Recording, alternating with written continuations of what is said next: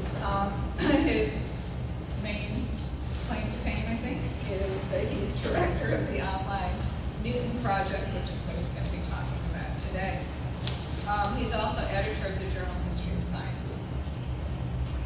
And his main research interests are in the history of early modern science from 1550 to 1800, the role of science and technology in the several rise of the West, and the theological work of Isaac Newton, and the implications for academic work posed by the increasing digitization of the scholarly infrastructure, which is, of course, part of the topic of what we'll be talking about tomorrow afternoon. Tomorrow afternoon we'll be in this room from 2 to 5 for the workshop on digital humanities, so I hope a lot of you will be able to come to that as well. So thank you very much, and I'll hand it over to Will. Thanks very much for inviting me. I'm going to get through, or try to get through a fair amount of material. I'm afraid it's an aspect of my personality, so please forgive me and I'll help. We've been working on this for 15 years, and we think we've been lucky. We've made some good decisions along the way about what to do, and we think the world is changing much faster now, along the lines that and I always speak because there's a team of us, about 5 people, who've been there since the start.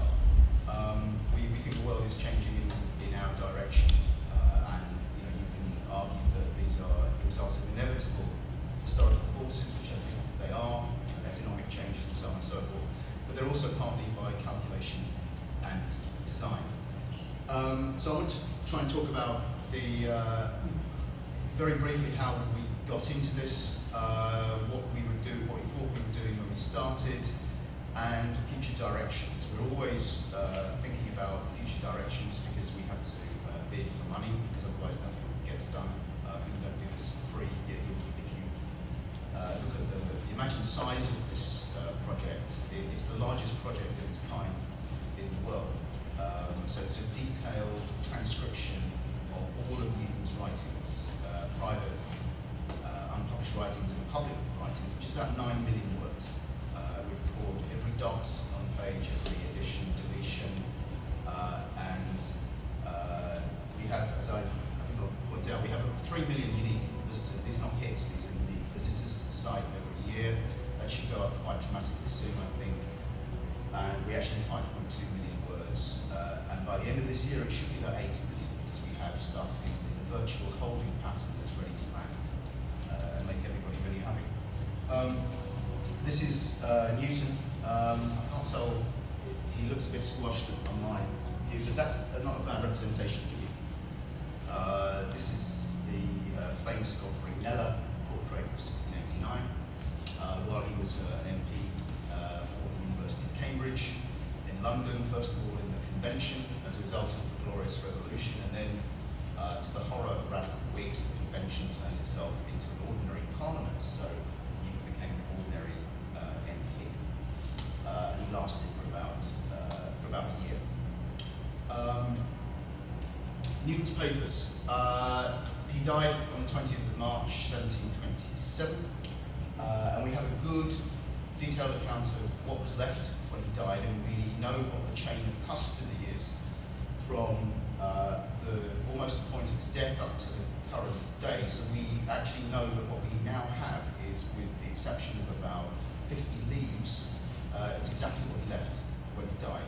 And it's one of the 10 largest archives left by an early modern person that we know of, in terms of the number of words that are written. It stayed in a family that Newton's half-niece's daughter married into, the Portsmouth family, until the scientific portion was generously given to the nation, otherwise known as Cambridge University, in 1888 by the 5th Earl of Portsmouth. I mean, if you imagine the incalculable value of these things now, this is more than, if you add little bits, sell them off individually, and these things, it's more than $1 billion. I mean, these are incalculably extraordinary valuable things, just in terms of the brute amount you get from them in a sale. And they were given away by the 5th Earl. And then, not long afterwards, 50 years or so, the non-scientific papers, or what most people consider to be the valueless papers, that includes his personal correspondence, his alchemical papers, which is about 1.1 million words, nearly all notes and other text. His mint papers, because he was master of the mint from right at the end of 1699 to his death. And of course the theological papers, where we think there's about 3.6 million, maybe 3.8 million words of those. These were sold for £9,000 at the Sotheby's sale of 1936. The alchemical papers were largely bought by the great economist John Maynard Keynes, who had just only 3 months earlier published his general theory, which is the most famous economist of the 20th century. So basking in that, he went to this sale and didn't bid much on the first day, but when the alchemical papers came up on the second day, he bought lots of them. And over the next year or so, bought nearly all the rest of the alchemical stroke chemical papers from book dealers in New York and London. The theological papers were purchased by the scholar of Semitic languages, Abraham Shalom Yehuda, and after an extraordinary series of events about which my wife was writing a book, the papers of this anti-Zionist ended up in the National Library of Israel in 1963 as a result of one of the most famous court cases in the history of the United States. It's actually about what constitutes a gift. And the president of the Hebrew University essentially successfully argued that a verbal promise made by Yehuda's wife, dinner in Princeton in December 1953 in front of 2 witnesses, constituted a gift. And it's now in the National Library of Israel. The mint papers all went to the Public Record Office in Kew Gardens, in London, now the National Archives. Newton's writings, both public and private, were at the foundation of the discipline of history and philosophy of science when it was created straight after the Second World War. Newton's triumph stood for, it was the epitome, the exemplary form of all scientific revolutions. People were extremely interested over the next 20 years in publishing modern editions of all of his published materials, but also they all kind of went to Cambridge University, mainly from the United States, and they published editions and articles on Newton's unpublished writings. One of the interesting things about these is that many of these editions set new standards for scholarly printed texts of recondite, very, very difficult materials. Newton's mathematics, for example, is triply difficult. It's intrinsically difficult. It's in Latin, and it's in a Baroque notation. If you add those together or multiply them, you get an audience who can understand Whiteside's writings. And Whiteside was the editor of Newton's mathematical papers. You get an audience that's very, very small. And one of the issues we have in the Newton project is how we can make any of this stuff accessible to a modern audience. Indeed, why should we make it accessible? One of the great editors and, in fact, scholars of the Newton industry, I.B. Cohen, wrote some very interesting pieces at the end of the 1960s. And in 1970, he thought through the possibility of publishing all of the draft and related material concerned with the publication of Newton's Principia Mathematica, which first appeared in 1687, a second edition appeared in 1713, and finally, a year before he died, in 1726, a third edition came out. And Cumming argued in two interesting pieces that print could not give scholars of Newton's scientific work the comprehensivity, or what I think he's thinking of exhaustivity. So I think comprehensivity is 90 to 98% of what someone has written in a particular field. what scholars want is 100%, at least 100%, because they want contextual material as well. And Cohen was thinking about the possibility of publishing all of these writings, these drafts of the Principia, in print. And he said, you can't do it, because print, first of all, can't capture the nature of these writings. They're crossed out, they're added. Newton says something in the margins where he says, see 3 pages further along. Well, all these things are now completely disordered, so it would take you a year just to find out where that one thing is he's referring to. You know, people didn't fund that then, and they certainly don't fund it now. And I won't talk about it in detail, but one of the advantages of the online environment is that you can, in fact, do that at home in about 2 hours. Print can't capture the extent of Newton's archive. It's very, very large, and no publisher was prepared to publish 15 volumes of just notes in Latin for this kind of Baroque book. Cohen made some very interesting points about the intrinsic incoherence of printed editions, because he said, I mean, this is writing from experience.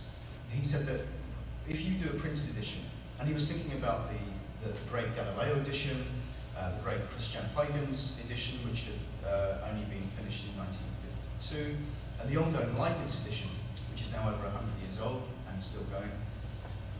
He said, whatever you put in print will confer aura on what is not printed. The top scholars will want to go to archives and find out those things that haven't appeared in print. So print has this paradoxical way of making what is not in the volume more important than what's in the volume itself. The online environment offers, in a kind of apocalyptic, utopian way, the possibility of that not happening. And whether that's true or not is an interesting question. There's a different kind of aura that we find now put on materials that are not on our Newton project. We always get people who publish articles now with stuff, and they say it's not in the Newton project. Well, it's not yet, but it will be. You know, and we will, I'm afraid, render your printed stuff completely pointless. So, no, but I'm afraid that's the way. You know, no one is going to go to your printed stuff if they can get it online, and if they can link what's online to the much wider field of what Newton wrote. From about the 1750s, people talked about the non-scientific papers as lacking value. And obviously this is related to the Enlightenment. The Enlightenment worshipped what Newton had achieved, but thought that, you know, for the most part, that what Newton had done in his private writings was irrelevant. I will qualify that by saying that in England and in some other places, Newton stands as a bastion of a Christian natural philosopher. But that actually doesn't gainsay the point I made. It's that the value that people thought might lie in his unpublished writings would lie in certain hints in his unpublished scientific writings, not in his alchemical writings or his theological writings. And those writings got increasingly embarrassing to people in the 19th century, and indeed in the 20th century up to the 1950s, I think. The Yehuda papers that I spoke about earlier on became available for scholarly consultation in the early 1970s, and the great historian Frank Manuel, who wrote the book The Religion of Isaac Newton in 1974, was the first person to look at them. And Manuel was the first person to confirm, because he was the first scholar to have seen these papers, he was the first person to confirm the very anti-Enlightenment view that Newton had not written all his theological papers when he was in his dotage or when he was senile. That was the almost universal view, one that in fact had been held by Manuel himself in earlier works, because he had not yet seen the Yehuda papers. When he saw these papers, he realized that while Newton was doing the calculus, discovering the heterogeneity of white light, and also writing the Principia with its enunciations of universal gravitation, force, the 3 laws of motion, he was also writing millions of words on the apocalypse. Now that makes him a lot stranger than he was before, and he was strange anyway. People knew he was strange. The price of genius was Newton's eccentricity, the fact that he ran himself to the ground with all this which was known from a number of well-attested sources. So the major discovery, I think, in the last 4 decades about Newton is that he did all these things at the same time. He did not compartmentalize these studies in a kind of chronological way, in the way that we had previously thought. As a result of Manuel's work, there were a number of discussions about editing Newton's non-scientific papers in the 1970s and 80s, and they came to nothing, which for us was very fortunate. While these discussions about producing print editions of selections made by modern editors of the best of Newton's alchemical and theological writings, there was already a revolution happening in the digitization of materials. One which I won't talk about is the Einstein project, which is an interesting talk in its own right. The one that's more relevant, I think, for Newton is the Hartley project, which was conceived by some very far-sighted people in 1986. It began in 1988, and the first digital edition on 2 CD-ROMs, which you could buy for $3,000, appeared in 1995. You could only read it in MS-DOS. There were 12 million words. It wasn't exhaustive, so that means it was a full transcription of everything in a delineated archive. I mean, it was delineated because it was found in 1923 in a giant trunk, right, in a locked trunk, and they transcribed everything. In fact, I have all of it. I have in my hand all of it on this, and it's an absolutely extraordinary and wonderful resource, but not as good as the Neat project. It's still not online because, like all the people that started print editions, they are locked into an old system of doing things, and every time they try and bring it into the present, I'm afraid the present has moved beyond it. And I think they're unlucky. It will be online next year, so I'm told. That's actually no, it's this year, towards the end of this year, 2013. Or you can buy it from me for $2,500.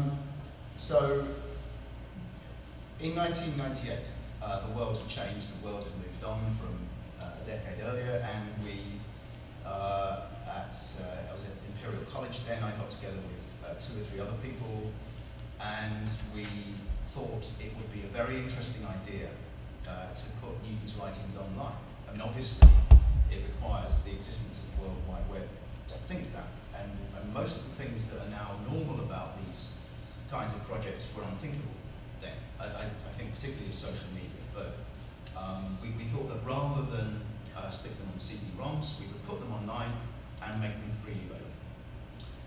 OA means open access. That means, effectively for us, it's freely available and easily accessible to anybody with links to the web. Newton's writings from the start of our project were rendered in XML. They're accessible in a normalized or diplomatic form. What that means is we record everything we did. And if you want to see the process of creation, the creative juices that Newton was using when he crossed things out, I mean, to me, this is the most wonderful thing about looking at this material. If you want to see that, you can. If you want to get rid of the deletions and just assume that he intended to have the additions as a kind of final version, then you can look at what we call a normalized format. And that's now standard in, we weren't the first people to do that. The first people that influenced us were a group at Oxford who digitized the poems of Wilfred Owen, and they produced a small project called Digitizing Wilfred, which was a great project. That was in 1995. That was very influential to us. From a production point of view, we did what we did, not necessarily out of 2% altruism, but because it was something where we could improve on print. I mean, there's a strong anti-print animus in the group, of which I'm a part. The arrogance of print. What we wanted to do, in a kind of counter-arrogance, was to say print is... And this is a time, by the way, when the World Wide Web was the Wild West. And there's all sorts of hideous, rubbish, on the dark corners of the web, and even on the non-dark corners of the web. But we thought that we could use this medium to do things that were much better than what you could get in print. Now, we could do all the additions and deletions. We could publish everything. We could continue to revise it so that if somebody found a fault in a transcription, instead of writing a snotty review that said there are a number of transcription errors in this, they could write to us and we would correct them. We don't get snotty comments anymore because we have actually corrected most of the thing. It's continuously improvable. It's extensible. We can keep on going. There are no milestones in what we do. There are no absolute milestones, I should say. We will finish doing all the theological papers, and as I'll say a bit about later on, we will finish all his mathematical writings, I think, by the end of this year.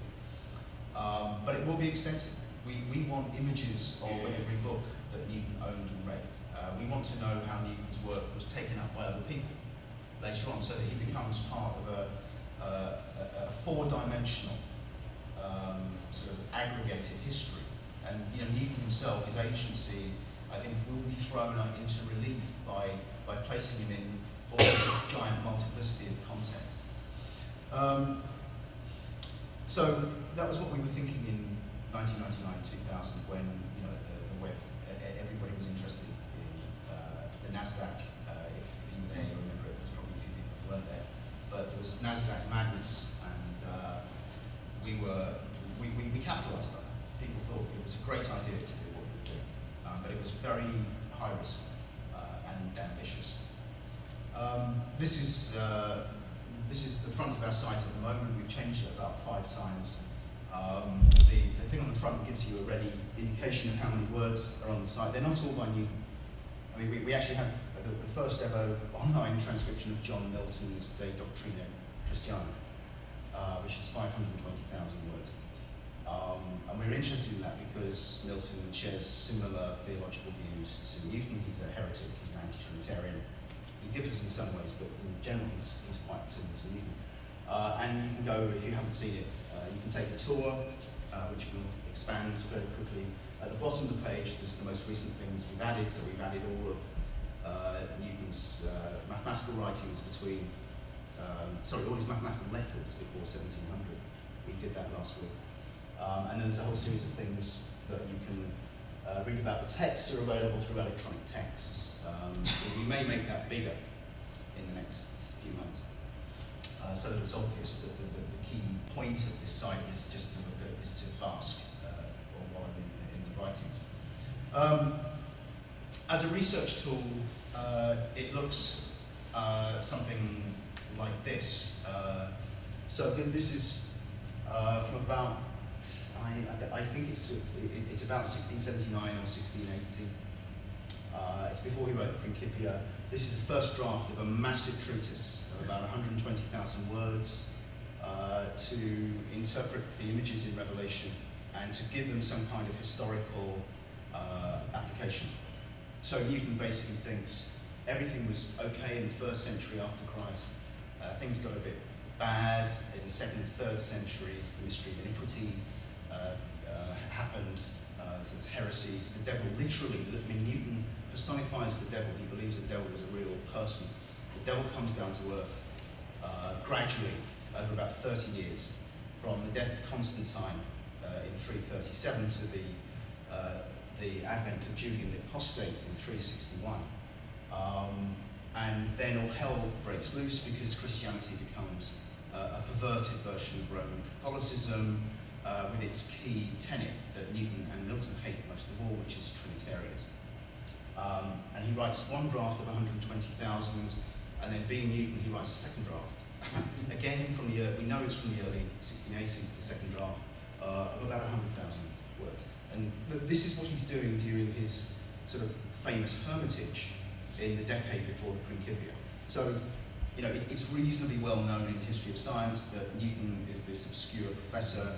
In 1684, Edmund Halley, Halley's comet fame, visits him and allegedly says, if an orbiting planet is subject to a 1 over r squared law, what force will arise from it? Why said Sir Isaac an ellipse? Which is not true. He can't have said that. What must have happened is, Halley says, if you've got an ellipse, what is the force law that gives rise to it? But anyway, what Newton is doing in that 10 years beforehand is this. So in this, I was going to show you just briefly what you can do. Where is it? This is a bit.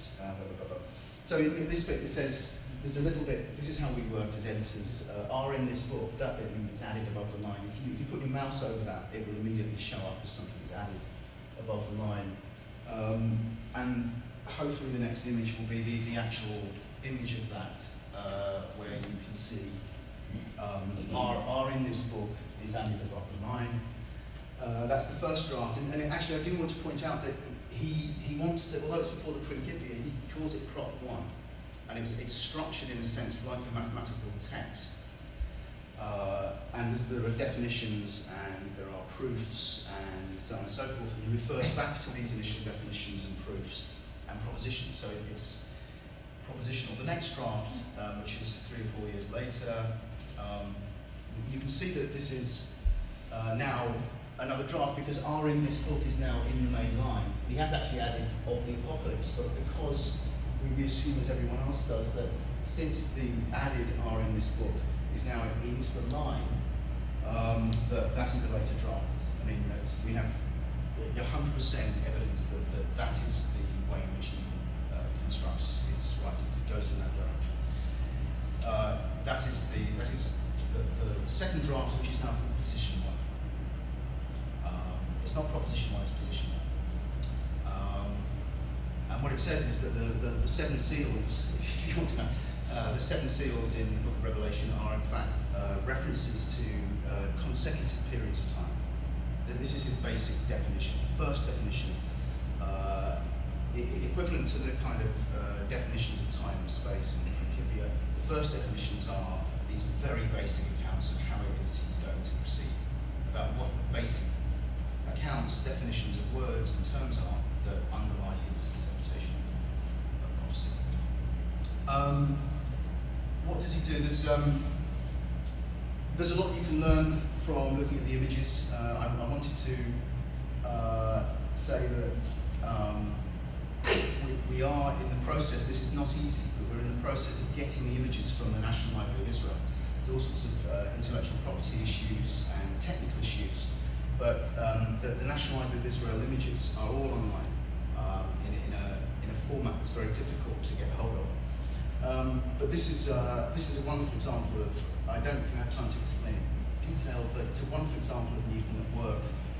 Revelation 9:14 to 15 is about 4 angels that let loose some very nasty characters from places near the river Euphrates.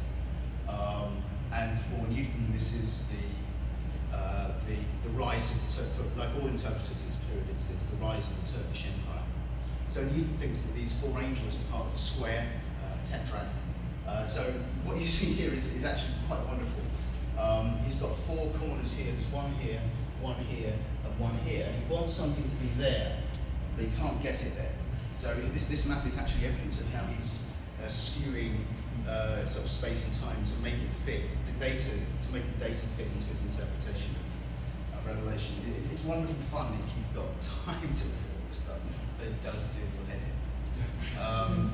And on the left and on the bottom are latitude and longitude, and he's got it from Ptolemy and from other sources. The Nubian geography as well on the right. That's what it's got as prime data.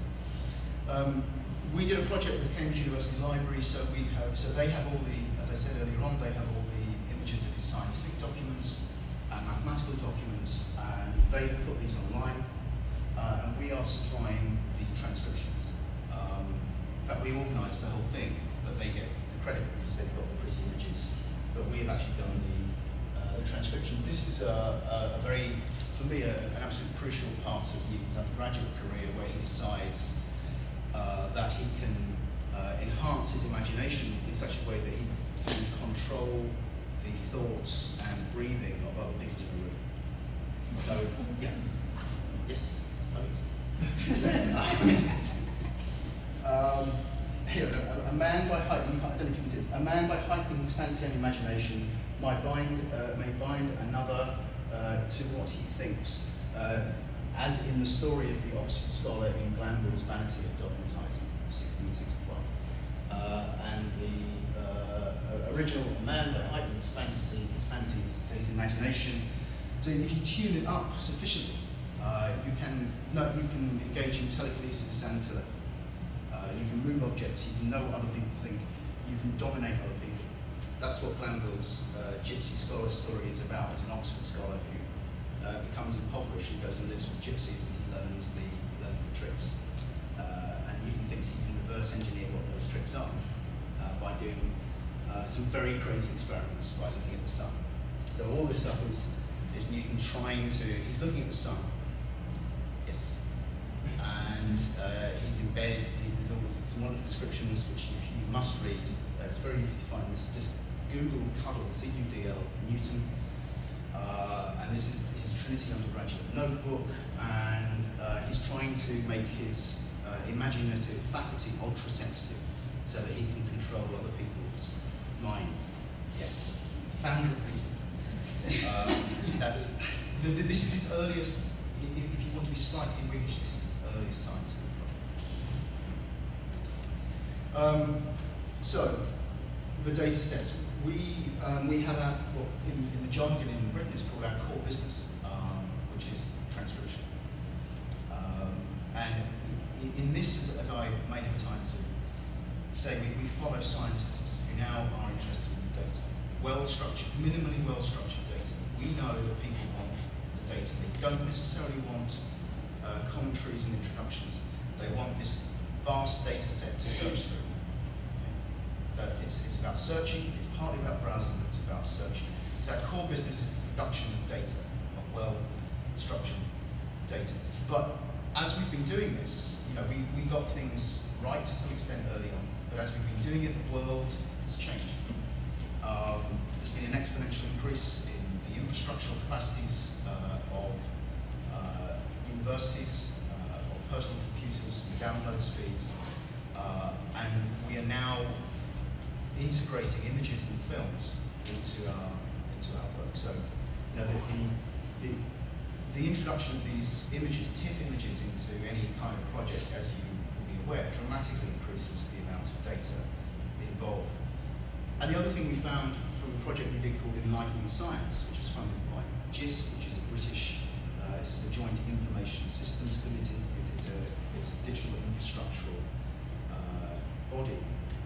What we found is that the best way to introduce these texts, particularly with difficult material, is actually to film interviews with scientists and historians, and to embed them at various points in the text in an unobtrusive way, or as unobtrusive as we can make it.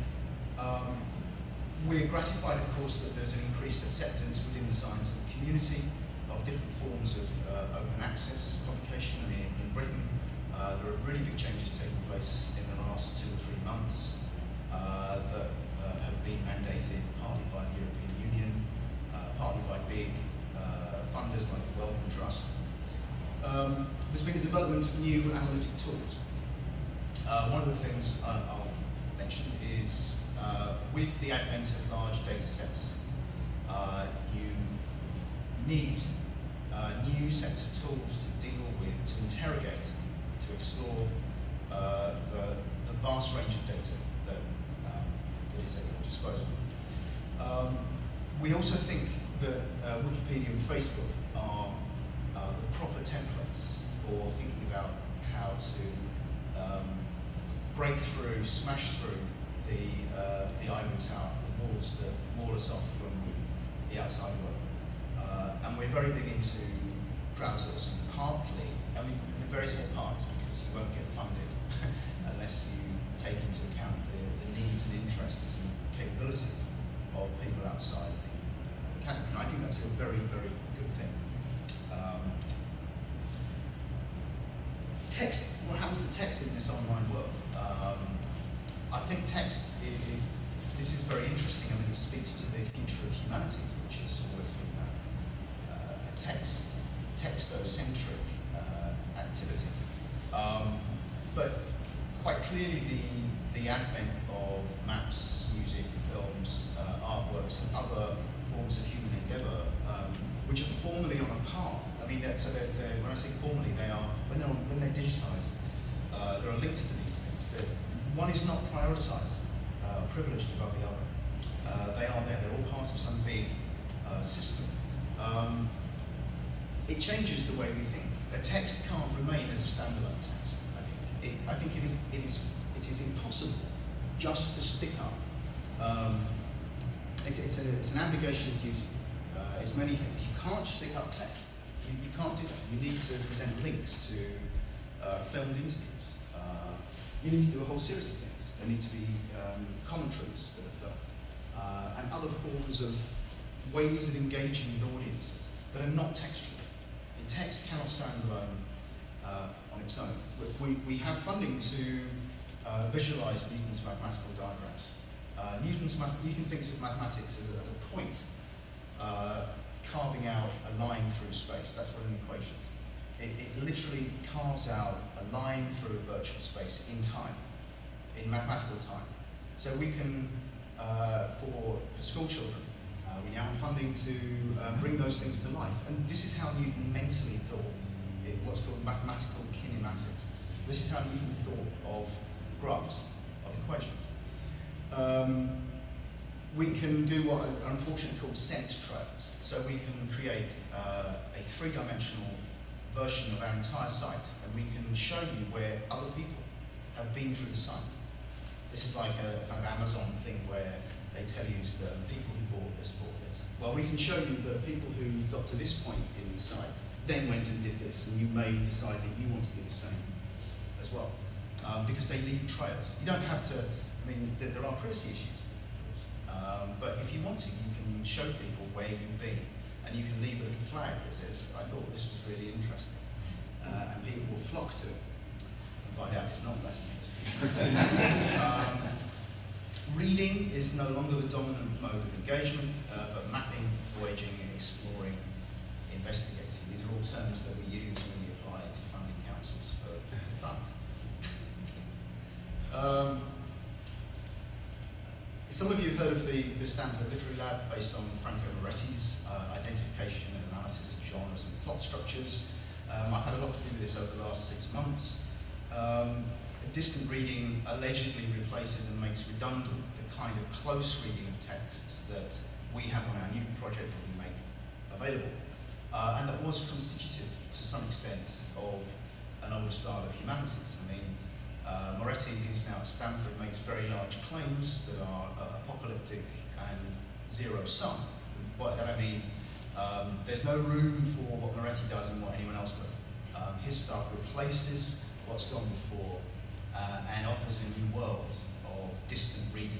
And obviously he knows that it's not what we call reading, but of course one of his sort of big power plays is to say that he wants to redefine what reading is in the digital age. And I think there's a lot to be said for what he does. It's not as crude as that, although he does present it rather crudely sometimes. And I don't like the sort of replacement killing discourse that he uses, even though I did the same earlier on. But I'm not being hypocritical, oh no. I think there is a fear that he has of merely providing a tool, and sort of making himself, turning himself into some kind of mere technical person, mere cleric, someone who provides tools, as though he's merely a technician. And so he claims that there's a kind of end in itselfness about what he does. And I think that's misplaced. I do think you should go and look at it. There's a series, it's called the Stanford Literary Lab. Go to the front page or about, click on pamphlets. There's some wonderful, detailed, really interesting stuff about what this group is trying to do. They're trying to say new things about vast corpora of text. So, for example, hundreds or thousands or tens of thousands of novels written between 1839 and 1862. What can you say about them? This is something that may come up tomorrow, but Moretti says we can ask new questions and give new answers, things that traditional humanities can't possibly deal with. I'm not sure whether that's true or not, because we're in a period of flux. We don't know yet what's going to happen. There is fierce resistance from much more conservative, traditional humanities people. But I do think resistance is futile. I mean, I do not think that aspects of their world are going to change. But these people already use early English books online all the time. They use email. I mean, everybody uses email. I think the last people disappeared, if I can put it politely, a few years ago, people who resisted email. Maybe not here, but in the academic world in the UK, you cannot exist unless you are enmeshed in the web. You can't do it. So they are already enmeshed in the web. They've already bought a lot of this. They all use ebook. They all use 18th century collections online, and they use other sources as well. So they can't pretend they don't use these things.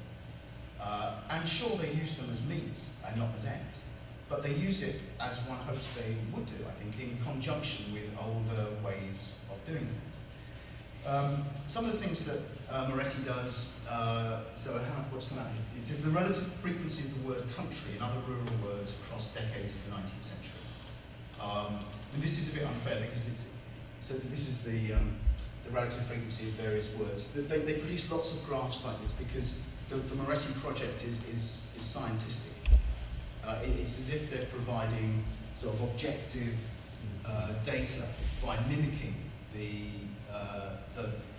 ways of being, the ways of behaving and the practices of the scientific community, particularly the social sciences.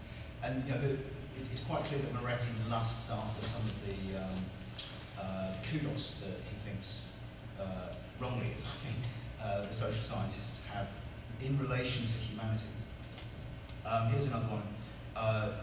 Sorry, this is the bottom bit. This is the aggregate term frequencies of the body parts field in novels, 1785 to 1900. So I have actually forgotten what this means, but it's something to do with the increase per novel in references to body parts from 1800 to 1880. And you can see the line tells you it goes up a bit. But does that tell you something that you didn't know already if you were an expert in the field? And of course the experts say no, it doesn't. It tells us what we already knew. The interesting thing for us is to go beyond that. What can we say that will surprise and shock people who are doing traditional things? So new tools can speed up May innovative research. There are lots of new tools around. But we think they should be more likely. There are lots of new tools. I've been to a number of conferences in digital humanities where people have they've done great work creating new tools, searching through what in humanities are very large data sets like early English books online and 18th century collections online. For those of you that don't know, early English books online has practically every book published in the English language between 1473 and 1700, which is about 128,000 volumes. 18th century collections is the same thing for texts from 1700 to 1800, and there's now 19th century collections online, which ought to be exponentially larger. And Moretti, of course, is quite right to say that you can't keep on doing the same things. With all these tools, these data sets, things are going to change. But we don't know yet how they're going to change. And I think it ill behoves people to tell users exactly how they should be doing their work. I think that we should think of what Moretti's doing as telescopic, as analysing text over large distances. And I think in comparison, what traditional humanities does is microscopic. And I think what the Newton Project allows people to do is to engage in microscopic engagements with texts to an order of magnitude more detail than you could do before. And I think that people in the humanities, if you want to take that image further, would like to use microscopes and telescopes at the same time, and they're not exclusive.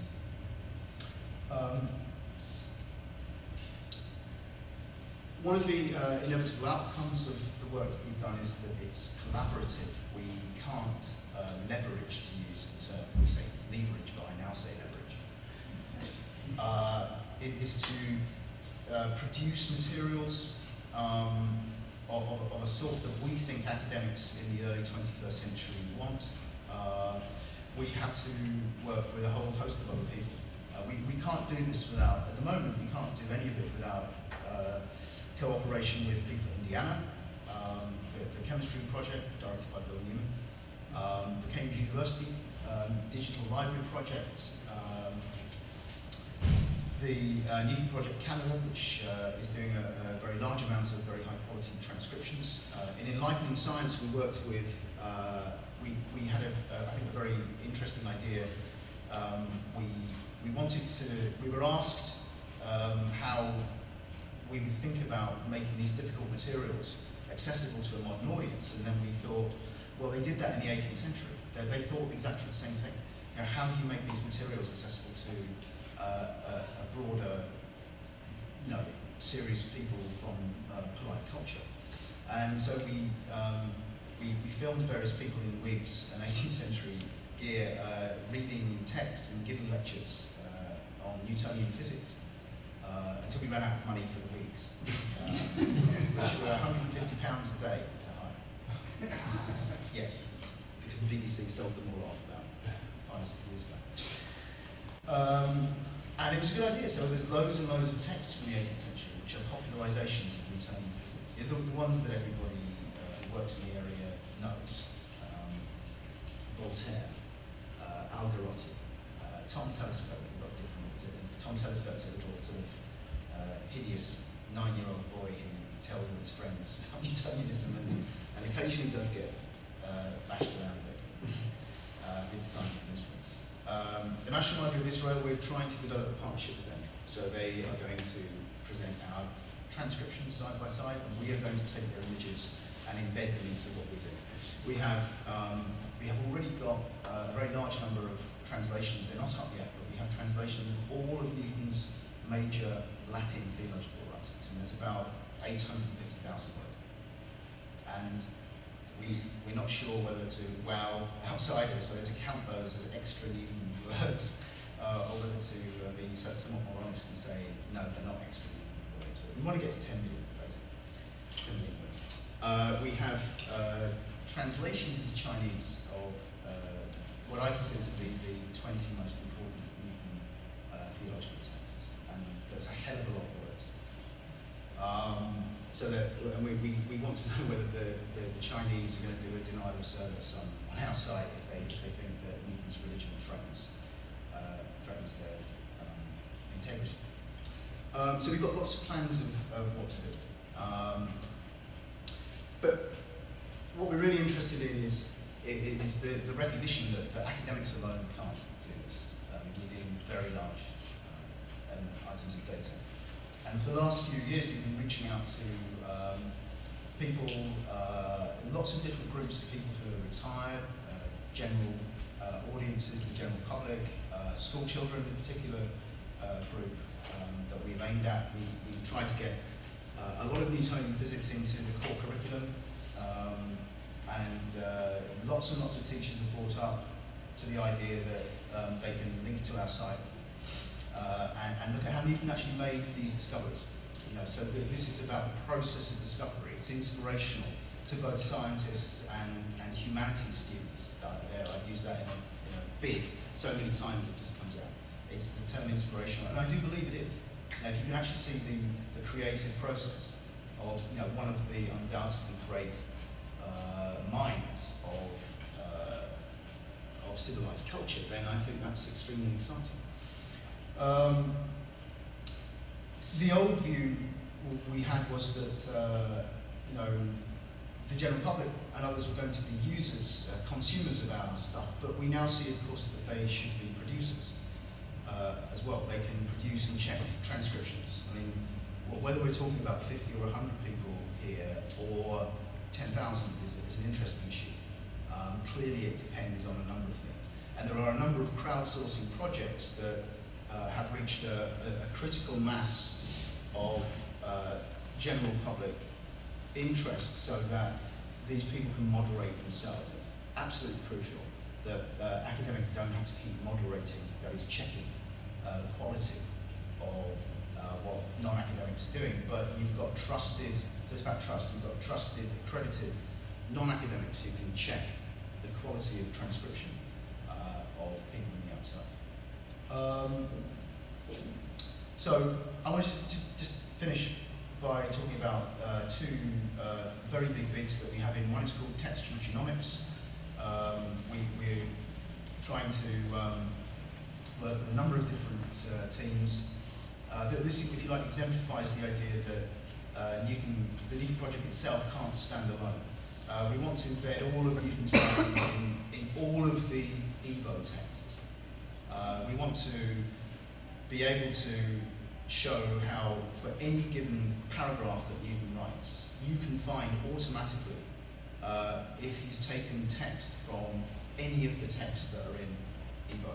So what we made a big bid. I don't know whether we've been turned down yet because I'm, 6,500 miles removed away from Sussex. But we made a bid with the Bodleian Library and a number of other groups to do a really fascinating project, which would be to take all of the texts in EBO, so all of these texts, and show for any randomly selected text how that text relates to any other text in the EBO corpus. So you can look and see how any text, this is what we call the inversion of the function of plagiarism detection software. I presume you have it over here. Right. It's a fantastically powerful tool. You put essays into this tool and it immediately throws up in red or whatever whether someone's been copying stuff from somewhere else. Well, if you found out, that's bad. Is it not? If a student's found out, that's bad. What we want to know is can we learn about emulation, originality, creativity, textual interrelations in this period by doing exactly the same.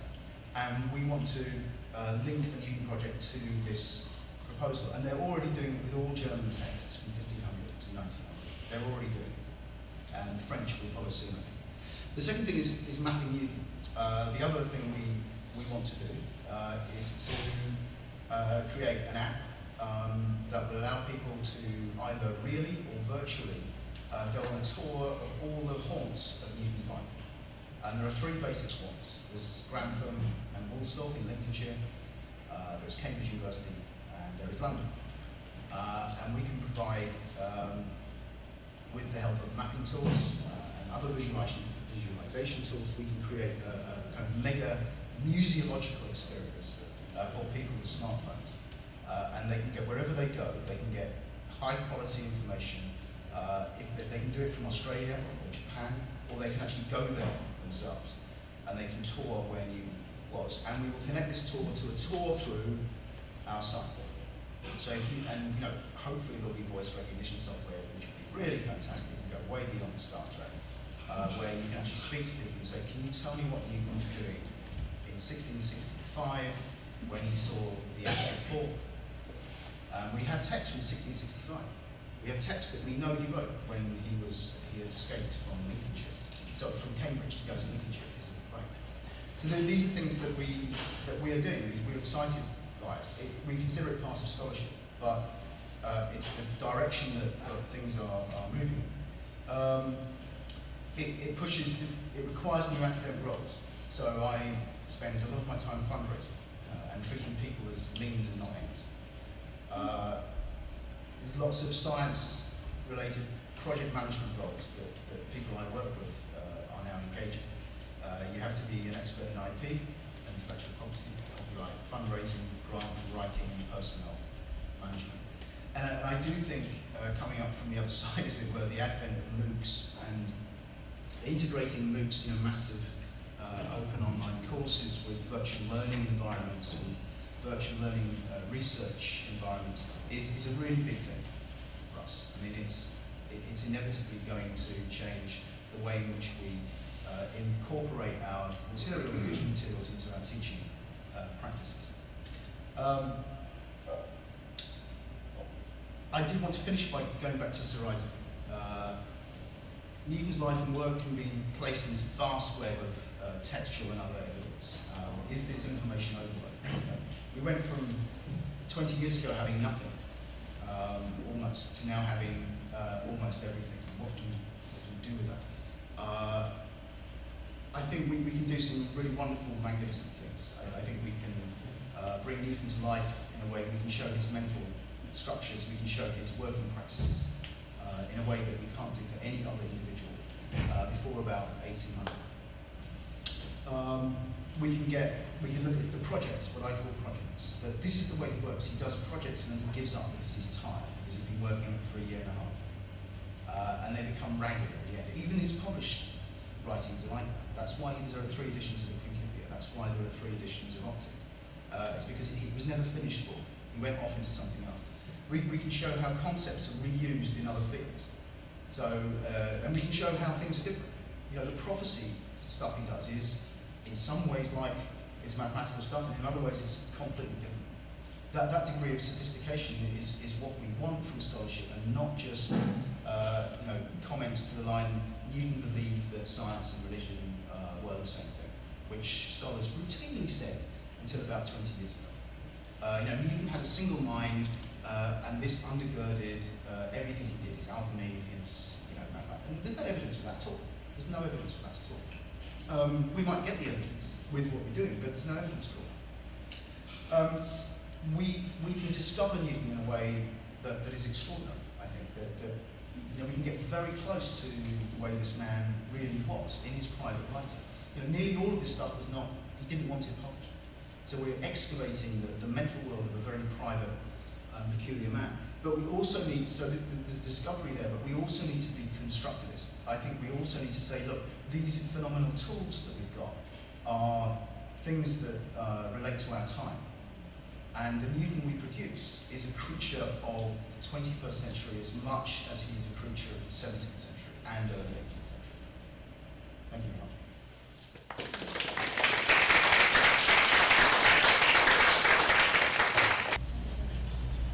This sounds like a banal question, but it's not.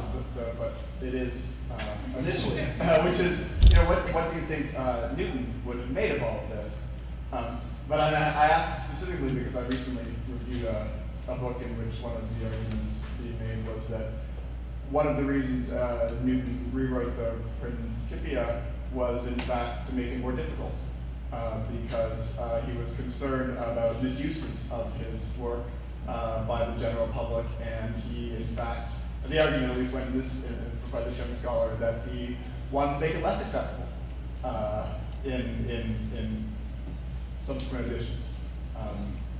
Whether that's probably an arguable interpretation, but that led me to think, I wonder what Newton would have made of 9 million words of his being made available to the general public. On the one hand, he would have hated it. And on the other hand, I think he despised the people of his own time. And that's why he didn't publish his work. So, the greatest mathematical work of the age, the greatest scientific work of the age had to be forced out of him. I mean, he's got, in all the spheres he works, he's got a radical commitment to privacy. He does engage in scribal publication, and it's hyper-minimalist scribal publication, because he does things like, this is what he thinks of as publication. He will leave something on a table when he's talking to somebody. He'll go out, he'll make himself a cup of tea. I think he'll expect that person to come over and have a look at it and then take some notes and go away. On other occasions, he's more active. Like, he does hand out stuff for people to read. On the other, as I said, he did not destroy this stuff. He didn't destroy it. He did destroy, there's 2 independent sources of evidence for him destroying materials in his life. One of them is witness statements for when he was warden of the Mint in the late 1690s, and he did some bad things. I think he did some illegal things to get don't know. But he didn't burn the most theoretical stuff. And I take it from that he, in some sense, wanted it to come out after his death. And he uses that phrase in 1677. So, and there's an interesting thing, on our site we've got Einstein's last interview, actually, which by Bernard Cohen, 1955. And it's a wonderful interview because Einstein says, Einstein's got everything wrong about the facts related to it, but he does say that these are private materials and they should never be published. And we've got them all on our site. What's also interesting is that I think that paradoxically the internet, the web, is much closer to the form of production and dissemination of manuscript than it is to print. So I think, I've said this a number of times in print, but I think you can't put the stuff in print. It's too complex. The stuff I showed you about transcriptions was easy to read. Some of it is hideously difficult where he's got, crossings out and additions, and then all that's crossed out, and he's got little arrows saying see 3 leaves further on, and we don't know exactly where those leaves are.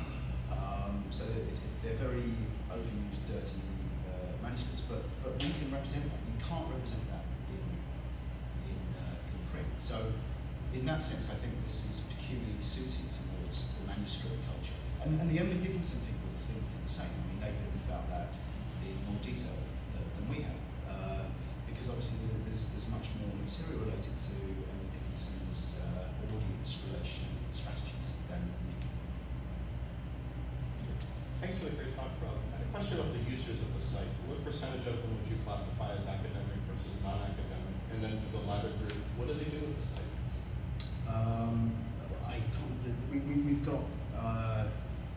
We've got 250 what we call sticky users, meaning that they spend more than an hour every day.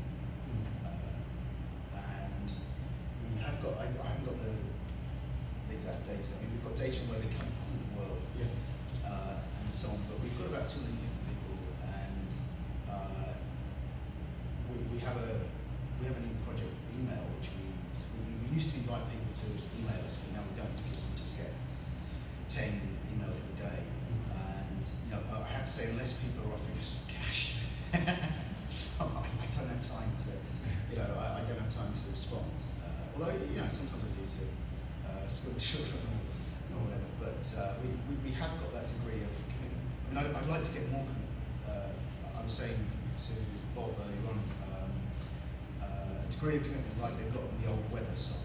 The old weather site, I don't know if you know it, it's transcriptions by the general public of British Navy logbooks. And they're wonderful. But the great thing, and there's also the Samuel Pepys website as well, which I think it's a wonderful site, not an academic site.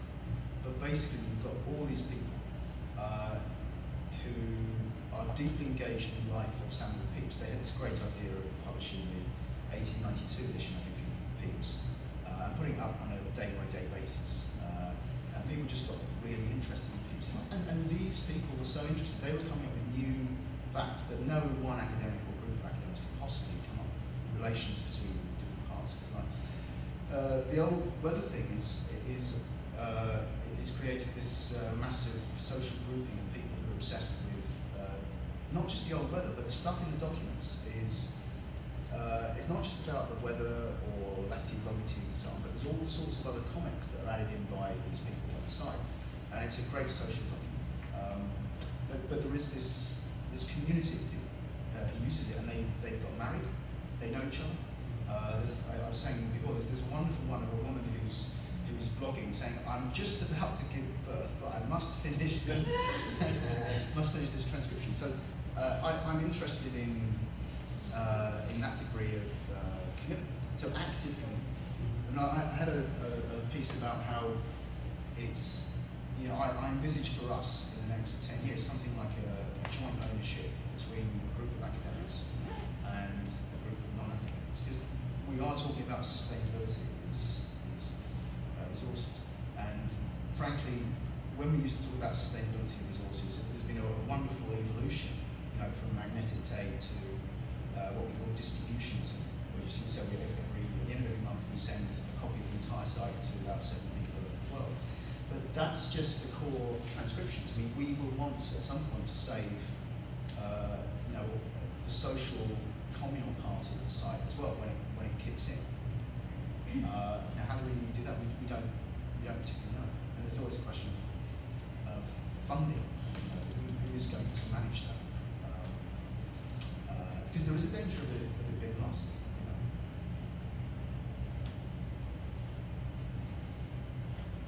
I agree with your preference for the Edmund Halley Isaac conversation. Makes more sense than the other more historical sense. You alluded to Newton's anti-Trinitarianism, and Unitarians like to see their inception in Transylvania in 1568. Is there any evidence that that movement moved across the continent and somehow influenced Newton later, or did he come up with both this anti-Trinitarianism on his own? I've just written a book on this. This is what I do. I think he came up with it on his own. But when he wanted to find sources to support his views, he found them in all the Polish writings. They're not the Poles, of course, but there are a number of people in England, Christopher Sand and others, John Knowles, Henry Hepworth, Thomas Fleming to some extent. And all these people are in England, but he's not part of some group. I mean, he's got an immensely strong ethic of independence, and I think he is really independent. That doesn't mean that he's a kind of one-off genius who never had contact with anybody else, but I think that he has an immensely strong ethic, and it results in him not paying proper due attention to people he has actually drawn upon. I mean, you can see it in some of the theological writings. The very rare occasions he refers to any of his contemporaries, he crosses them out. We know he plays around with credit with Robert Hooke and others. It really matters to him that he's not seen to be relying upon other people at all.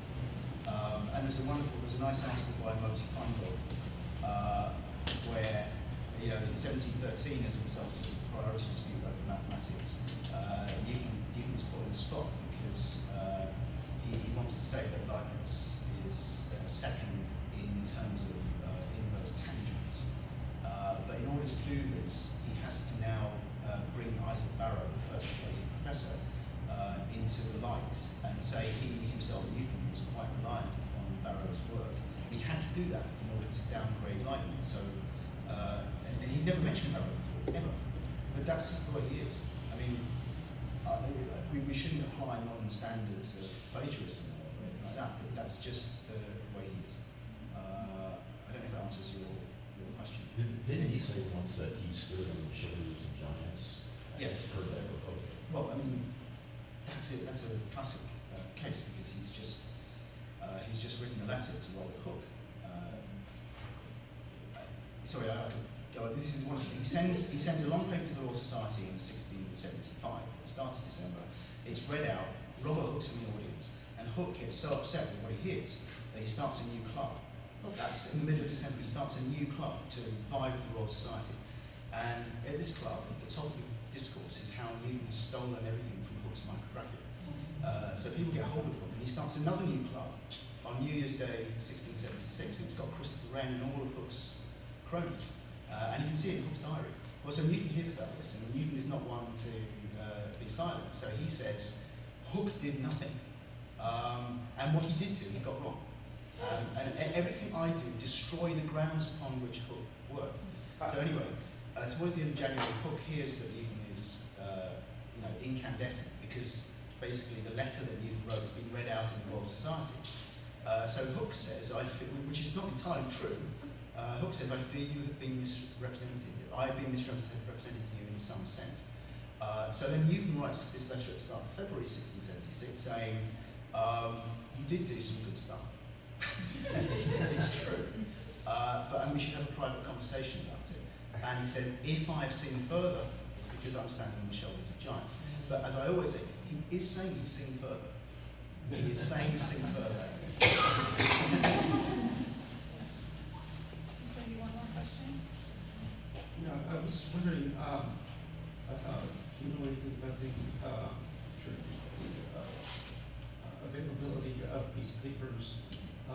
say, the end of the 18th century, a designer that was interested in prophetic tetrad, which it seems like there are parallels with some of the things that Blake was constructing. Blake would have hated, Blake would have been interested that Newton was obsessed with prophecy. He would have hated Newton's procedures, which are what we might call basically rationalist. They're Unitarian rationalist procedures. They're very different from Blake. No one could, there's one batch of Newton's theological papers that were sent off in 1755 and are now in New College, Oxford. And people had access to those. There's about 10 different texts, but the vast bulk of it was not shown to people until about 1837. I mean, David Brewster, the great Scottish biographer, had about 3 days to look through it, and he published some excerpts from Newton's private writings, and he still tried to put a gloss on it, as if Newton's not the kind of rabid anti-Trinitarian that he really is. But these things became lost again. So as a result of the Sotheby's sale, they were in a box in New York for 10 years because of this court case. And they went to Jerusalem in 1962, and they took 6 years to be catalogued. And then Frank Ranney went to see them in 1973. And they are amazing writings, simply because they show he invested as much time in prophecy as he did, much more time. So all these comments that Newton makes when he says to people, I'm not interested in mathematics anymore, I don't want anything to do with natural philosophy anymore, which had been read in a particular way. I mean, that changed everything, because I think he really is saying, I do not want anything more to do with science or mathematics, because I've got more important things to do. And the more important thing he has to do is to read the Bible and to write these great commentaries, because he thought he'd been especially selected towards the end of time.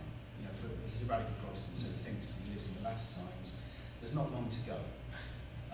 I mean, I think in that time he thinks that the date of the second coming is 1867, which is actually, you know, it's not for us. And then towards the end of his life, he kept pushing it back, you know, and there's a famous one where he says if it's going to happen, it's not before 2060, which everyone thinks he said it was going to happen in 2060, but he didn't actually. He says it was not before 2060. And then there's others where he says it's 2160. But, you know, early on he thought it's not that far away. But of course, it's far enough away, so let's say 200 years, that he wasn't being put in the same box as some of, many of the kind of Puritan revolutionaries who had caused so much trouble in the middle of the 17th century. And he wants to distance himself from that. Quick question, is there guidelines for going forward now on how to get the future histories right? So if I'm a scientist or an inventor or an entrepreneur and I want to make sure my record is correct, are there guidelines on how to assure your history will be properly told?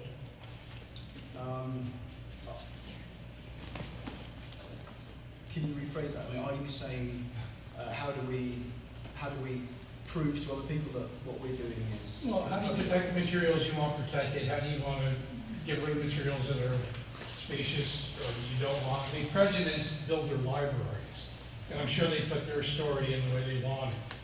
For others, because everybody's going to be recorded, Facebook and beyond, are the guidelines for best practices? Yes, we've got about a 40-page series of guidelines for what we do, to describe what we do, and if people want to do the same thing we do, in that sense, they can do they can follow what we do. And with a number of other sites working on Darwin and David Livingstone and others have followed exactly to the letter what we do. I don't know if that's what that's not what you meant, is it? Well, I mean, everybody now going backwards they're subject to what we want to do to their materials. Yeah. If I'm creating my own materials going forward, is there a way for me to not copyright or patent, but protect it and make future historians have a better chance of getting it correct? Well, if you're important enough, well, seriously, you give it to a library. Although, having said that, the opposite's also true. I think libraries are you have to wait a long time, like 200 years. But libraries want the residue, the textual sediment of ordinary people as well. It is true that if you are not catalogued by a library, your materials don't really exist. And until they're catalogued by a library, they don't exist. If you wanted to give your materials to the library and you catalogue them yourself, then I think they would probably take them. But you know, the work of historians in 100 years, 200 years time would be to see how and why it was you catalogued them the way you did, and they would try and undo that. Okay, thank you very much.